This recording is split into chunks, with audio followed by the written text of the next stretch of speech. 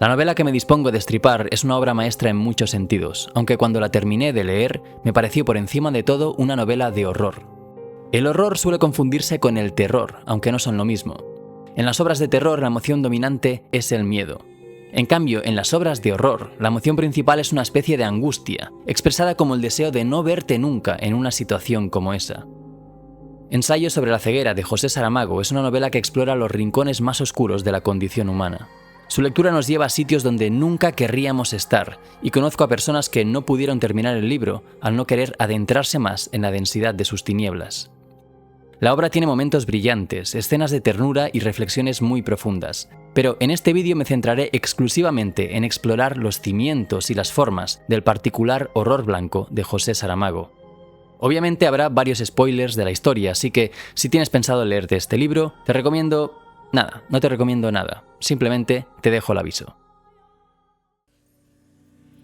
José Saramago escribió Ensayo sobre la ceguera 3 años antes de recibir el Premio Nobel de Literatura.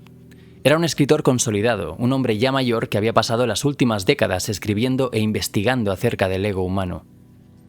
Estamos todos ciegos, y Saramago nos lo recuerda constantemente a través de su estilo. En toda la obra no podemos ver ni un nombre propio, y los personajes son nombrados por sus características: el niño estrábico, el viejo de la venda o la chica de las gafas oscuras.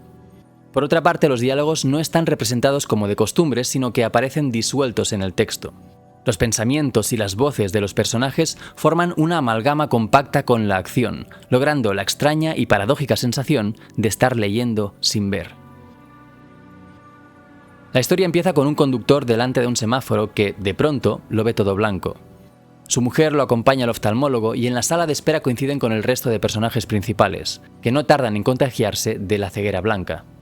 Sin embargo, en esa sala falta el personaje central de la novela, la mujer del médico, la única persona que conserva la visión en toda la historia.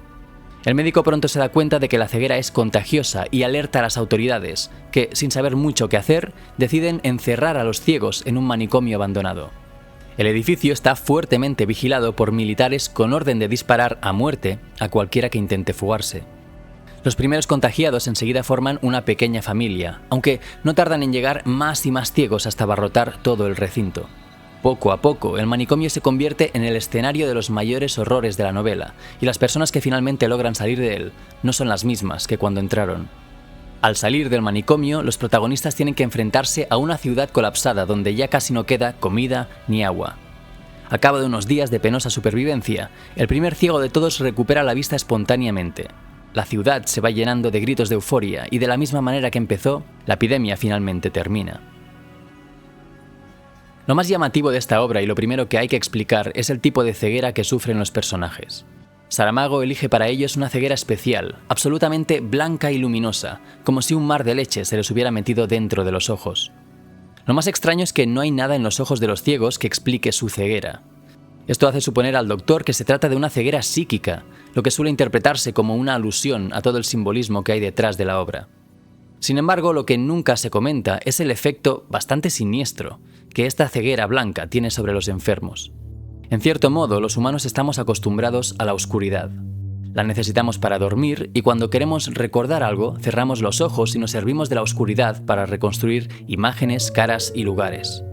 Con la ceguera blanca nunca hay oscuridad. El blanco luminoso que ven constantemente se va comiendo poco a poco las imágenes que los ciegos tratan de reconstruir en sus mentes. Son doblemente ciegos, no ven y cada vez les cuesta más recordar lo que algún día vieron. La ceguera no solo se traga su presente, sino también su pasado. A medida que avanza la obra, la sensación de agobio y agonía se hace más y más presente hasta volverse a veces insoportable, sobre todo durante la estancia en el manicomio. Saramago describe con detalle cada escena de ceguera. Los movimientos patéticos de los ciegos, sus tropiezos y sus quejas suenan tan reales que no podemos evitar ponernos en su lugar. Y es así como Saramago explota la auténtica fuente de horror de la obra, el terror que nos inspira nuestra propia ceguera. Y esto es algo que hace sin ninguna prisa. En lugar de lanzarnos pronto hacia el horror más decadente, Saramago desciende poco a poco cada peldaño de la degradación. Cada nueva desgracia que sufren los personajes es un pequeño infierno en sí mismo, pero nada comparado con lo que les espera. Al principio las dificultades son de carácter logístico, pero no por eso son menos degradantes. Debido al hacinamiento y a su ceguera, los internos van descuidando la higiene hasta extremos impensables, y Saramago no nos ahorra ningún detalle. Pero lo que realmente ensucia y enturbia las vidas de los ciegos son los conflictos entre ellos. Al principio se producen varias escaramuzas porque algunos ciegos se quedan con raciones extra de comida, algo que logran solucionar organizándose mejor. Sin embargo, las cosas se ponen realmente tensas cuando uno de los ciegos, armado con una pistola y rodeado por 20 ciegos más a modo de matones, anuncia que a partir de ahora mandan ellos. Cuando llega la comida, ellos se la quedarán toda y los otros ciegos tendrán que comprársela. La propuesta suena tan absurda en la situación en la que están que resulta evidente que la cosa va a terminar mal. Los ciegos reúnen todo lo que tienen de valor y se lo entregan a los bandidos, y estos a cambio les dan menos comida de la que recibían anteriormente. A los que protestan, los castigan con un ayuno de 3 días. Después de otra ronda de expolio, a los ciegos ya no les queda nada con que pagar por su comida, y la amenaza que ha estado latente desde la aparición de los bandidos finalmente cristaliza en su siguiente exigencia. Los bandidos piden mujeres. O van mujeres a satisfacerlos o no come ni Dios. A pesar de los debates y las propuestas de insumisión, la comunidad de ciegos concluye que no tienen alternativa, y 7 mujeres se ofrecen voluntarias para ir esa misma noche a la sala de los bandidos. Esta es seguramente la peor escena de todo el libro, y Saramago tampoco nos ahorra ningún detalle. A través de sus palabras podemos hacernos una idea precisa de la humillación, el maltrato y la violación en masa que sufren las 7 mujeres voluntarias. Al terminar la noche, 6 mujeres regresan a su habitación llevando entre todas el cadáver de una compañera que no sobrevivió. Con esa escena llegamos al fondo del horror blanco. Y como todo fondo, supone un punto de inflexión, una llamada a la acción para la única persona que puede terminar con esa situación. La mujer del médico es la única persona que conserva la visión durante toda la historia. Convencida de que pronto se quedaría ciega, finge su ceguera para no separarse de su marido y entra al manicomio con él. Eso la convierte en un testimonio invisible de todo lo que ocurre ahí dentro. Invisible porque nadie la puede ver, a pesar de que ella lo ve todo. Esa aparente ventaja se va transformando en un peso insoportable a medida que la decadencia y el horror van invadiendo el manicomio. Hay un momento en que se pregunta de qué le sirve ver y se responde a sí misma, solo para desear estar ciega. Pero esos deseos no le impiden cuestionarse cuál es su verdadera responsabilidad como vidente entre ciegos. Varias veces es tentada a revelar a los demás que ella puede ver, pero teme convertirse en la cuidadora de cientos de ciegos que sin duda pedirían su asistencia. De modo que finge ser ciega como los demás y ayuda en lo que puede desde la cautela de no ser descubierta. Cuando los bandidos toman el control de la comida y exigen el primer pago, ella rebusca en su bolso en busca de objetos de valor. Y lo entrega todo excepto unas grandes tijeras de coser terminadas en punta que ni siquiera se acordaba que estaban allí. Se las queda mirando y sin decírselo a nadie, deja las tijeras colgadas en un clavo de la pared. A partir de ese momento las tijeras irán volviendo a la mente de la mujer del médico de forma recurrente, aunque ella no sabe o no quiere saber por qué piensa tanto en ellas. Cuando los bandidos piden mujeres, la mujer del médico es una de las 7 voluntarias. Solo después de ser violada por la turba de bandidos ciegos, tiene claro qué va a hacer con esas tijeras.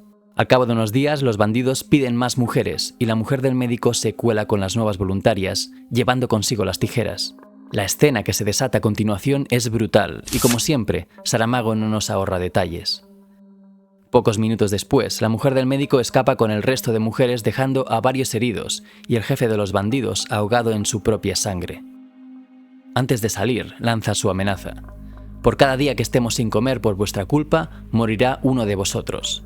Basta con que ponga un pie fuera de esta sala. A pesar de lo gore que resulta la escena, leerla entera deja una sensación de liberación indescriptible.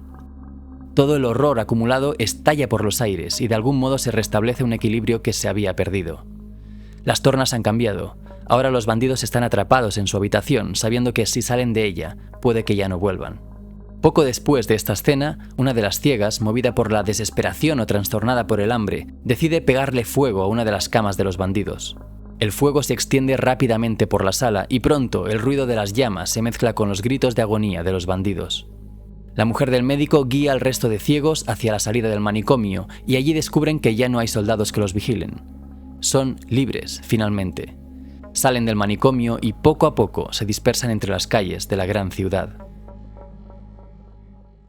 La ciudad ha cambiado. Las calles están llenas de coches abandonados, cadáveres, basura y excrementos humanos. Grupos de ciegos errantes se mueven pegados a las paredes de los edificios, buscando tiendas de comida en las que aún quede algo que se pueda comer. Casi nadie es capaz de encontrar su casa, de modo que los ciegos duermen en tiendas, pisos vacíos o cualquier refugio que puedan encontrar. No hay agua potable ni electricidad. La sociedad entera ha colapsado. La mujer del médico guía a su grupo hacia un refugio seguro y se lanza a la calle a buscar comida. Los supermercados están devastados y llenos de ciegos palpando estanterías vacías, pero a la mujer del médico se le ocurre que los grandes supermercados tienen almacenes de stock y que probablemente los ciegos todavía no los habrán descubierto. Cuando finalmente llega a uno de ellos, lo primero que hace es comerse un bocata de chorizo, y esa elección tiene pronto consecuencias catastróficas. Al salir del almacén, el olor a chorizo que emana de su aliento delata su presencia, y los ciegos empiezan a perseguirla como si fuera una escena de The Walking Dead. Entre tirones y empujones, la mujer del médico logra salir a la calle con las bolsas de comida. Los ciegos le han arrancado la camiseta y puede sentir la lluvia cayendo sobre su pecho desnudo. No es la libertad guiando al pueblo, nos recuerda Saramago, tan solo una mujer desesperada por alimentar a los suyos. Es en ese momento límite cuando el primer ciego de todos recupera la visión. Poco a poco, los otros miembros del grupo van recuperando la visión y la epidemia abandona la ciudad. No hay explicaciones, simplemente ocurre. Sin más, vuelven a ver, y puede que ahora vean más que antes. Quizás la ceguera les sirve para ver todo lo que antes eran incapaces de ver, lo mucho que dependen los unos de los otros, el valor inmenso de todas las cosas, grandes y pequeñas, que daban por hechas y no valoraban. Quizás ahora se vean, de verdad, los unos a los otros. Quizás ahora se vean, finalmente, a sí mismos. ¿Quién sabe? Quizás vean más o quizás no, porque, como dice la mujer del médico en la última página del libro, creo que no nos quedamos ciegos, creo que estamos ciegos. Ciegos que ven, ciegos que viendo, no ven.